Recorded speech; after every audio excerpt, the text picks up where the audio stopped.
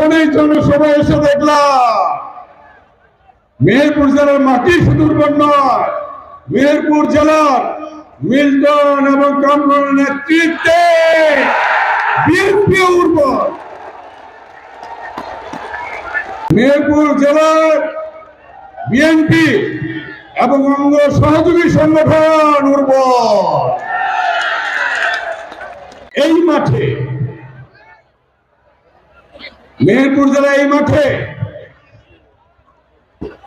মহান স্বাধীনতার ঘোষক রণাঙ্গনের মুক্তিযোদ্ধা শহীদ রাষ্ট্রপতি জিয়াউর রহমান বিরুদ্ধে এখানে বক্তব্য রেখেছিলেন। আমি প্রথমে মাঠে এসে যখন ঢুকলাম দেখি মাঠ খালি। আমি ভাবলাম যে এই মাঠে কিভাবে ভরাট হবে, কোত্থেকে আসবে মানুষ আমার ভাইয়েরা। কিন্তু এসে সর্বশেষ এখন যেটা দেখছি পুরো মাঠ ভরপুর। আজকে মনে পড়ে আমাদের একজন সম্মানীয় বক্তা বক্তব্য রাখলেন, বললেন অনেক জায়গায় বাস বন্ধ করে দিয়েছে। বাস বন্ধ না করলে যে কি হইতো সেটা আল্লাহ জানে, সেটাই বোঝা যাচ্ছে। বিএনপির ঠেকায় রাখতে পারে নাই কেউ, পারবে না কেউ ঠেকায় রাখতে। আপনারা দেখেন নাই যে হাসিনা বাস ধর্মঘট ডেকে বাস বন্ধ করে দিয়েছিল না? হাসিনা বন্ধ করে দিয়েছিল, ঠিক না? আচ্ছা, বন্ধ করে দেওয়ার পর কি হইল? ভেলা ভেলা কলা গাছের ভেলা ছিঁড়ে ভেলা দিয়ে নদী দিয়ে মধ্য দিয়ে এসেছে মানুষ। কথা ঠিক কিনা? ছবি দেখেননি আপনারা? নদীর মধ্য দিয়ে ভেলা দিয়ে এসেছিল, রিক্সা দিয়ে এসেছে, ভ্যান দিয়ে এসেছে, শত শত কিলোমিটার মানুষ হেঁটে এসেছে। তার নজির আজকে আবার পাইলাম আমরা। 1971 সালে মানুষ যখন বিদিক ছুটছে, দিশেহারা মানুষ কোথায় যাবে কি করবে, তখন ওই কালুরঘাট বেতার কেন্দ্র থেকে চট্টগ্রাম থেকে স্বাধীনতার ঘোষণা দিয়েছিলেন শহীদ রাষ্ট্রপতি বিরুদ্ধে।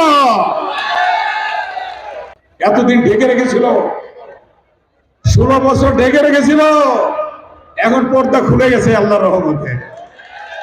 কে খুললো? কে খুললো? আল্লাহ। জনগণ ভোট দিতে যেতে পারেনি, ভোট দিতে পারেনি। দিনের ভোট রাতে হলো, সমস্ত প্রশাসন নিয়ে নিল,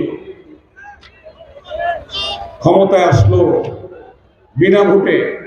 ভাবছিল এইভাবেই প্রতি 5 বছর পর পর ক্ষমতায় আসবে। কিন্তু বিএনপির ভারপ্রাপ্ত চেয়ারম্যান দেশনায়ক তারেক রহমান, তার নেতৃত্বে 16 বছর আন্দোলন হলো। ইলিয়াস আলী গুম হলো, চৌধুরী আলম গুম হলো, সুমন গুম হলো, লাঙ্গলকোটের মেয়র, উপজেলা চেয়ারম্যান সহ হাজার হাজার নেতাকর্মী গুম হলো। হত্যা করা হলো বিএনপি এবং অঙ্গ সংগঠনের হাজার হাজার নেতাকর্মীকে। 60 লক্ষ নেতাকর্মীর বিরুদ্ধে মামলা দেওয়া হলো। আপনারা মামলা খান নাই? জেলে যান নাই? এই 16 বছরে আমি 11 বার জেলে গেছি। আমার নামে 217টা মামলা দিছে। এরকম সব নেতাদের নামে মামলা। আমার কি করেছেন? গ্রামে গ্রামে গিয়েছেন, স্বনির্ভর বাংলাদেশ করার জন্য কি করেছেন? একটি গরু, একটি ছাগল, হাঁস, মুরগি, গাছ, এগুলি দেন নাই গরিবের মাঝে স্বনির্ভর বাংলাদেশ গড়ার উদ্যোগে। এবং তারেক রহমানের স্লোগান ছিল একটি উদ্যোগ, একটু চেষ্টা এনে দেবে সচ্ছলতা, দেশে আসবে স্বনির্ভরতা। আমার সেই জিয়ার স্বনির্ভর বাংলাদেশ, খালেদা জিয়ার স্বনির্ভর বাংলাদেশ আগামী দিনে হবে ইনশাআল্লাহ তারেক রহমানের স্বনির্ভর বাংলাদেশ। নেতৃত্বের প্রতিযোগিতা থাকতে পারে, কিন্তু দলের বিরুদ্ধে কেউ কাজ করবেন না। যে দলের বিরুদ্ধে কাজ করবেন সে ছিটকে পড়বেন, ছিটকে পড়বেন। পরিষ্কার বক্তব্য। তারেক রহমান কি চায়? ঐক্য। বলেন আমার সাথে, ঐক্য।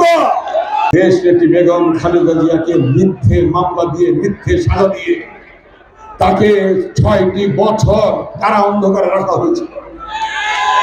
স্লো পয়জনের মধ্য দিয়ে তাকে অসুস্থ করে ফেলেছিল। কোর্টের থেকে বলেছে, বিভিন্ন জায়গা থেকে বলেছে, ডাক্তাররা বলেছে তার বিদেশে চিকিৎসা প্রয়োজন, 6টি বছর তাকে চিকিৎসা করতে দেয় না।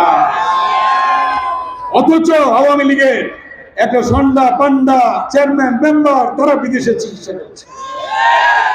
আর খালেদা জিয়া 3বার প্রধানমন্ত্রী, একজন বীরত্তমার স্ত্রী, একজন সেক্টর কমান্ডারের স্ত্রী, একজন সেনাপ্রধানের স্ত্রী, একজন রাষ্ট্রপতির স্ত্রী, তাকে চিকিৎসার অনুমতিটুকু দেয় না।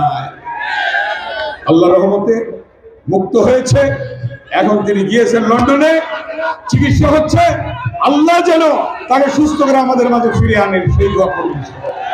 দ্রুত আল্লাহ যদি আনে তারেক রহমান এই বাংলাদেশে আসবে ইনশাআল্লাহ।